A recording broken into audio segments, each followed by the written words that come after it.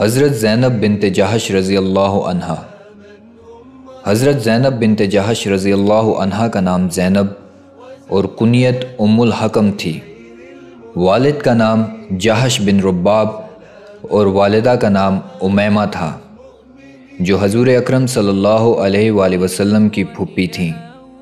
اس طرح حضرت زینب رضی اللہ عنہا حضور اکرم صلی اللہ علیہ وآلہ وسلم کی پھوپھی ذات تھیں۔ حضرت زینب رضی اللہ عنہا کا پہلا نکاح زید بن حارثہ رضی اللہ عنہ سے ہوا، جو آپ صلی اللہ علیہ وآلہ وسلم کے آزاد کردہ غلام تھے۔ دونوں کے تعلقات خوشگوار نہ رہ سکے۔ حضرت زید بن حارثہ رضی اللہ عنہ سے علیحدگی ہو گئی اور اللہ تعالیٰ نے خود حضور اکرم صلی اللہ علیہ وآلہ وسلم کا نکاح حضرت زینب رضی اللہ عنہا سے کر دیا۔ ان کا انتقال حضرت عمر فاروق رضی اللہ عنہ کے زمانہ خلافت میں ہوا۔